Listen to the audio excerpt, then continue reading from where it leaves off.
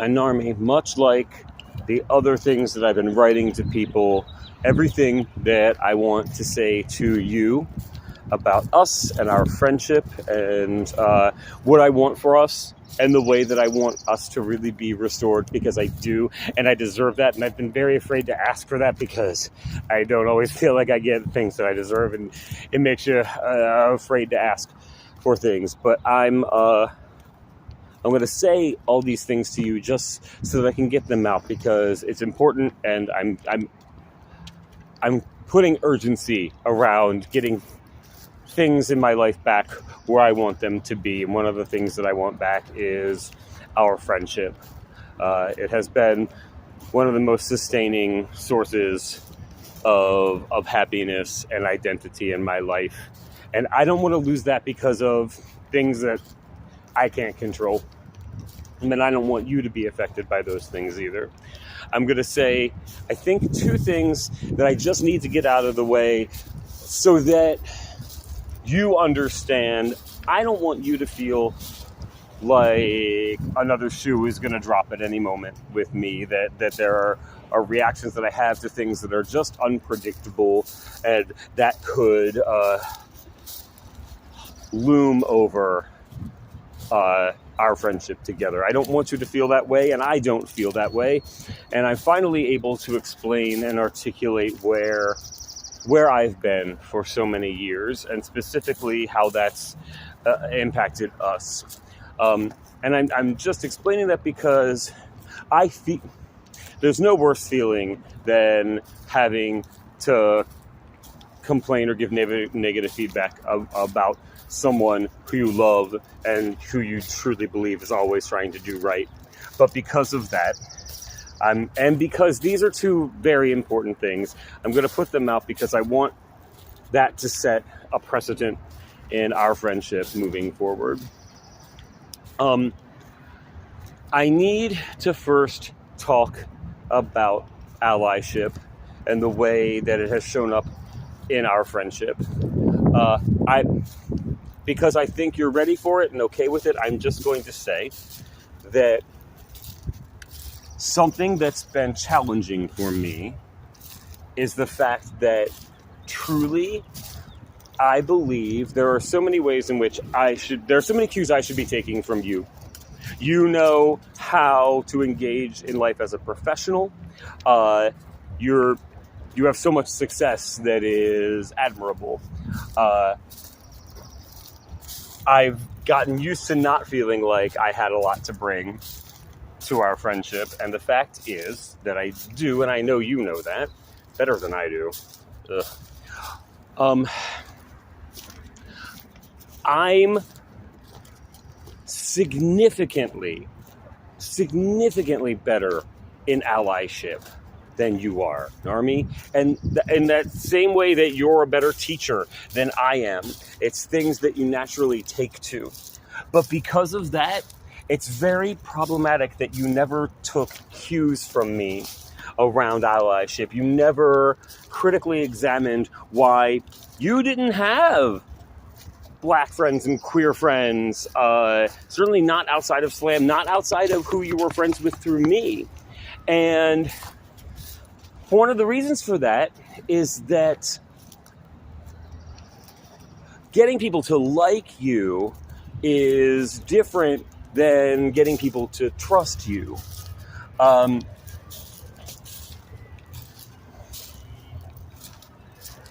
Since the Occupy movement, so 2011, I regularly attended marches and protests and racism disruption and allyship workshops.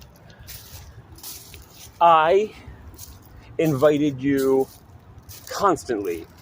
When Trayvon Martin was murdered and the verdict came out, McKeldin Park had riots, had protests every day for a week. The whole time that the uprising was going on, I was in the harbor or in Penn North every day, and I asked you so many times to come with me. I invited you to so many Surge and BRJA workshops and meetings. And you always had something else to do. It was always, and then I started feeling gaslit. Oh, well, I tell you about one, and you'd be, oh, well, have fun at that, as though I wasn't even asking you to. Narmi, you traveled 6 hours round trip with me to go to a tiny house expo. You give up whole weekends to go to your Gaelic sports tournaments. It is unacceptable. And it really impacted our friendship that you were so resistant to putting those things into your actual life and not just the part of your life that you get paid for. And that was really hard for me because that is incredibly important to me, and I started feeling like I had to defend myself as an ally to you. It really worried me that you and Tori moved out of Baltimore, that I feel like increasingly made you uncomfortable. It was rough to be around you in the presence of people who were homeless and unhoused because of how uncomfortable you seemed. And George would even mention that. When a homeless black teenager was kicked out of Bun Shop, and that was the reason that I stopped going, I spoke with 2 managers about that. I posted things on social media. I went to their site and complained about it. I spoke with the young woman. And the next time that you and I were out walking around, we passed Bun Shop and you said, oh, do you want to stop at Bun Shop, or are we not allowed to go there? So shockingly flippant and disrespectful. And I'm only mentioning these things because I don't think that's at all who you are or how you think. And I want you to know that when there were times when I just seemed reactive and erratic, I was really responding to things that I didn't know how to discuss with you or address with you or call you out on. And they were building up. But this is something that means a lot to me, and it always made me sad that you wouldn't ally with me in real life. You know, when we want, when we're in Slam, if you wanted to write a poem that made you seem, very supportive of people on food stamps, hell yeah. But I try to get you to go to a race workshop with Standing Up for Racial Justice, and I don't know, you got shit to do. You're hurling. I don't know. I have to say that although I'm at a place of really understanding it, it does sort of still affect me having to say these things, Narmi. But I want you to know the way in which those things affected me and us. And I was going through and am going through a time where, like, it's not your fault or responsibility, but the fact is that I was going through a time where I was having to reassess who I trusted and how. Like, the fact is, and I'm so glad for you, Narmi, you don't know what it is to have to reconcile the things that you know about your mother from her own mouth. I can't remember if I told you this, but she straight up, when I was staying with her after my dad died, told me that she was aware that her parents were abusive, but just assumed that they wouldn't start with me and Shannon until we were older, because that's how they did it with her brother.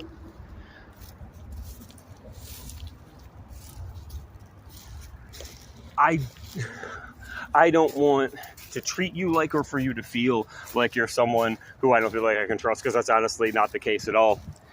I think that the case is that I needed to be more confident and forthright in the things that matter to me, and to push those things. But I want you to know, and I'm mentioning this because, like, that is something that was influencing how I was behaving toward you. And the other is this. when you got together with Brandy, well, okay, when you first got together with Brandy, your behavior was shady. You didn't want us to meet her. You were out all the time. You weren't talking about her. And that ended up, one, leading to tension with us. It was hard to be around that. And it ultimately portended to major issues with y'all's relationship. Narmi, when you started dating Tori, you would not let me meet her for months and months and months. When you did, you were so rigid and prescriptive about how it was going to be. You got cagey and all. How was that supposed to look any different from my vantage point than the auspices of your relationship with Brandy, which was so traumatizing?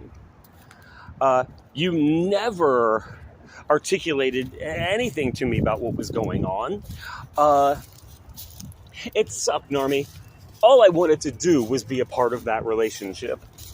And you kept me from it so hard at a time when my trust was so tenuous. And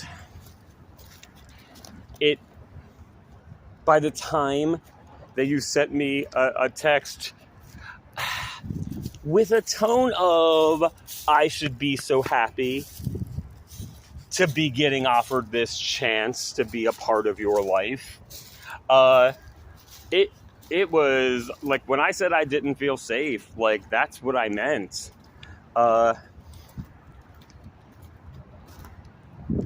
And I was so proud of us that we got to a better point by the time that I got to California. I loved that we talked every day. Normie, that's my goal. That's what I want us to get back to. That's why I'm airing out this stuff that I fucking hate saying, which is why I'm stammering over it and drawing it out.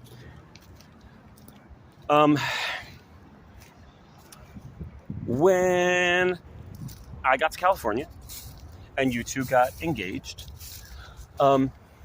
I didn't have, I couldn't find a steady job. By the time that you were, the date was set and all, I was in San Jose and I had Omega,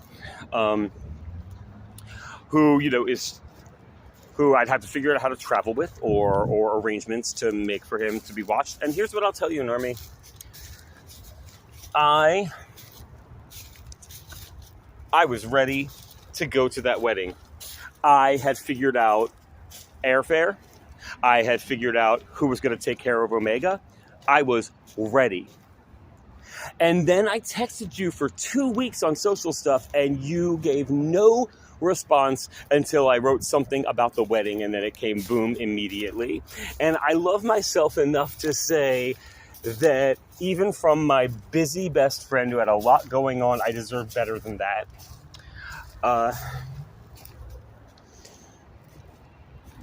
I want those two things out because I want to get through them, and I want you to tell me what yours of those for me are. I want that accountability. I know that when somebody's down, it becomes easy to say, no, we just want you to take care of yourself. Well, part of me taking care of myself is feeling more like who I've been, and who I am is direct and does have these conversations, and I do want that back. I'm going to send this in an email that I've already begun, but here's what this is really about. I am committing to my name change, and I'm not just changing my name. I'm changing my birth date and year. At the end of July, I will not be Chris August, and I will not be born on July 10th, 1976. On August 1st, I will be a 36-year-old named August Green. I'm going to treat it like the worst part of these past 12 years did not happen, and I'm going to hit the ground running. And Jocelyn, my therapist, has been helping me set that up. So every lingering conversation that I've got to have with somebody, everything that I don't feel like I've addressed, I'm getting it out between now and the end of July, because the only place where that's going to show up, that trauma, is in my art after that. So I want all of this unleashed, but more than that, Normie, I want you to be who's by my side as I do this. I want you to be the strongest part of my past and my foundation that I take with me into the August Green era.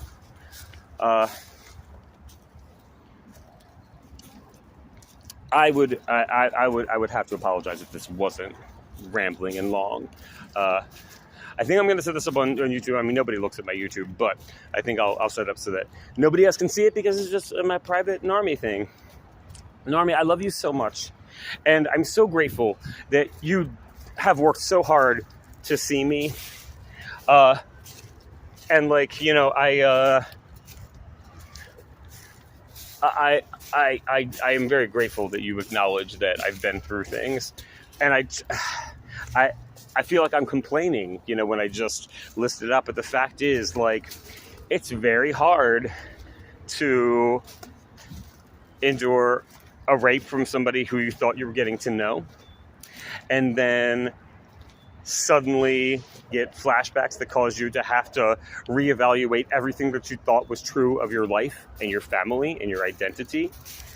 You know, it's rough because what's hard to understand, and I didn't understand this about this type of trauma until I was experiencing it, is that it's so linked to everything in your life that you feel like you can't explain anything, even to a fucking stranger, without having to go into so much deep, painful, personal shit.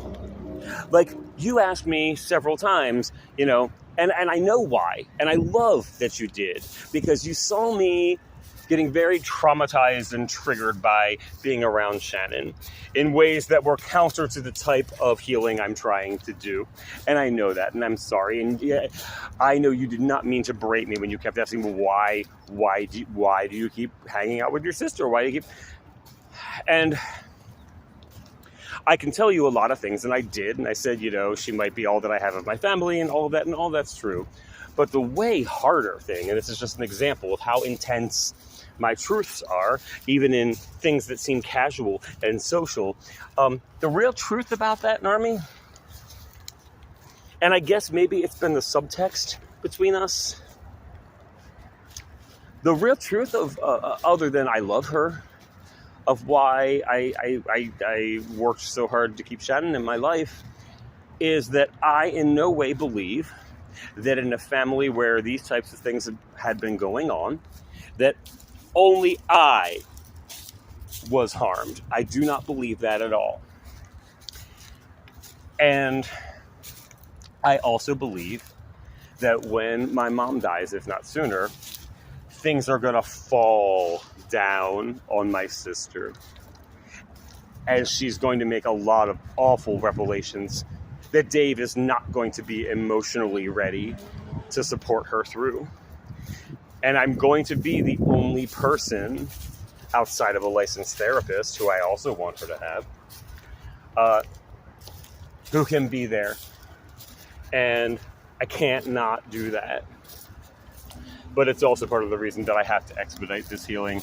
And that means that, like, if I have to go back into the fucking hornet's nest of dealing with Jordan's shitty ass, then I'll do it a little bit. But I've got plans. And I love you so much, Normie. And I don't want to lose you for anything, but I will not let these things that happen to me that are not my fault, I will not let them take things from me. You know, I said to you, I've often said the transparent thing of, there's the character says to Jeffrey Tambor, when his character starts transitioning, look to your left and look to your right in 5 years, all of those people will be gone from your life. And I tried so hard not to make that a self-fulfilling prophecy, you know, because I know in some cases I've been pulling people, I almost died, from my life. Because my gauge of what's safe and what isn't has been so skewed, you know. I feel like it's tough. It's tough to feel out of control of your own body. It's tough to feel out of control of your own thoughts. I felt like so much got taken. And I feel like more and more I know how to get back what I can and how to replace what I can't with better things. But I cannot stress enough how much I want you to be a part of that. You're one of the best people I know. And I love you.